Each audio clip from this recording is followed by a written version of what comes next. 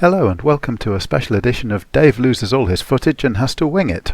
If you've seen any of my previous videos, you might have wondered what the purple thing on the car roof was. And right about now it looks like this. It could be a hoop for training tiny lions. Just like this guy. But it's not. It used to be a light bar off a truck, and I was going to use it to give our off-road Audi some roof lights. But they were a little bit bigger than I was looking for, and no. We do need some big spotlights somewhere though, so I mocked them up on the front, and they had a bit more potential, though the frame was too big. So never mind the frame, let's mount them directly to the front bumper. Now, ordinarily at this point, I would probably show you footage of me breaking out the angle grinder and chopping stuff and barely missing my fingers and, you know, the usual sort of ill-advised messing about. But somehow all of the footage for this week's video got deleted. So, I'll go on then. I did have some surviving shots of me chopping off something that I'd welded on in the wrong place. So in this case the spotlight looked great, but blocked too much of the main headlights. Not a particularly road legal trade. So here's proof that even when we lose all the rest of the footage, somehow enough still survives to make me look ridiculous. If you've worked on cars much, I am sure you have come across properly wonky electrical jobs. Inline fuses of completely the wrong rating, just sort of hanging in space. Relays clicking wildly somewhere under there while just hanging from their cables. You know, it works, but you're permanently in fear of your life and expecting the whole thing to end in a puff of smoke. Go on, you've been there, I've been there. So, welcome to Dave Makes Stuff Does Driving Lights. Except for once, it didn't turn out like that. These have actually come out quite neat. So I figured I'd show the world how Dave Makes Stuff does it. Sounds a bit pretentious, doesn't it? Probably is. Anyway, come with me. We're going round the back because the front wing is half off and interferes with the door at the moment, but never mind. Here we go.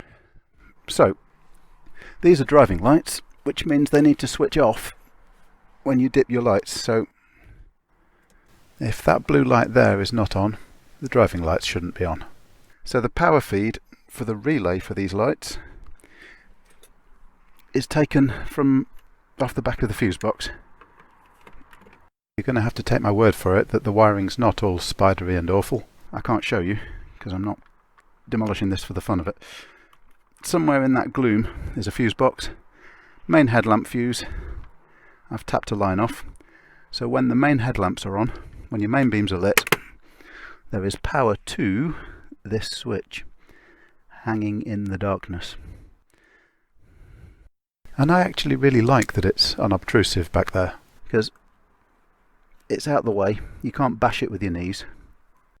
It doesn't scream "look at me," because obviously it's important not to have cars that scream "look at me," you know, like a slightly questionable Audi TT off-road conversion. Everyone should stay in their lane, and that particularly includes making sure that the switchgear in your cabin looks boring and restrained, alright?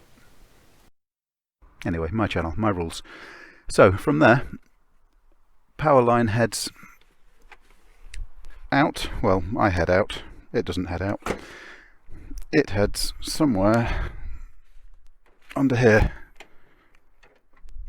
Specifically under here. So if in a thoroughly unrehearsed move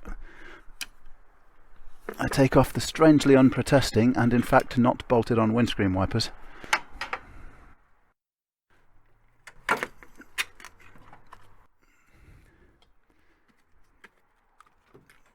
bung the rubber seal somewhere where it'll get in my way in a minute, and then pull this off. Here we have a little rubber grommet with a little red wire coming out of it. And look, clipped regularly.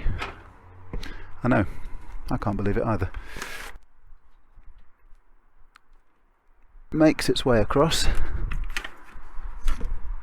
Here we are again. Disappears into a factory wiring conduit. See, I said factory. This is starting to look organised. And comes out in an unruly tangle that we won't pay too much attention to in a relay housing.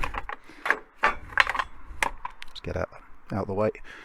So you can see here we've got a spare hole for a relay. Until recently we had two spare holes for a relay, until I stuck this one in. Now for that I had to pirate an extra socket off a car in the scrapyard. Looks neat, you can't really tell it apart from its neighbour.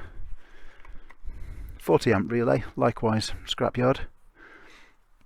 And when power comes in down this red wire that we've seen already, that energises the coil in the relay, flows to ground and back to the battery, so that completes one circuit. And when that coil is energised, that switches the main 40 amp power on heavier cables, which saves me having to run power wires all the way into the cab and out again and find a 40 amp rated switch, which is not a great idea. So that power, excuse me while I wave the camera around a bit, comes from the engine main fuse box. Now, spot the odd one out. Which one have I added? Yeah. If I'd greased it, maybe it would have looked completely invisible. Let's try that. There we go. Seamlessly disguised. And that power then comes back up the conduit, back to the relay,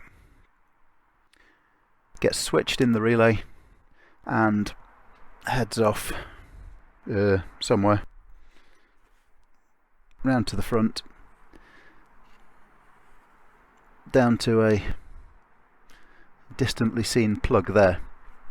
And that's important because the spotlights will be wired permanently into the bumper, and I don't really want the bumper wiring permanently into the car. You know, it's occasionally useful to take that sort of thing off. And that gives us one set of lights, securely mounted, properly wired in.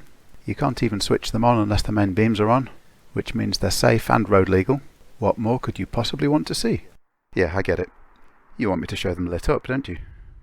I was hoping you wouldn't ask that. I will, I can't say on camera. I need to go and finish the wiring because that makes me look incompetent. I will wait until conditions are better. That's it. I'll wait until conditions are more appropriate. No point turning the lights on in daylight. Let's turn them on at night. How about that? So I'm in no way admitting that I'm still wiring up, but here's a shot of me doing some rapid soldering. And coincidentally following that soldering, here's a shot of two of the lights working. Well, sort of working. You can see they're pretty anemic, and that's because these two are still on the 24 volt bulbs that trucks use. If you'll bear with me while we have a little bit more symbolic soldering activity, you can no doubt spot which of the lights has a 12 volt bulb in it.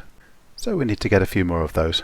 But in the meantime, we've got driving lights. They only come on when the mains are on, they dip when the mains dip. Oh, hang on a minute, got a parcel. And if you can't guess what it is, you're clearly not paying attention. A nice new set of 4 12 volt H1 bulbs, and now we're bright enough to go off-roading in a forest at midnight if we ever really want to. Just need to get the rest of it mobile now. I've been saying that for a little while. Anyway, hope you've enjoyed watching. Please like and subscribe, and we'll see you in the next one.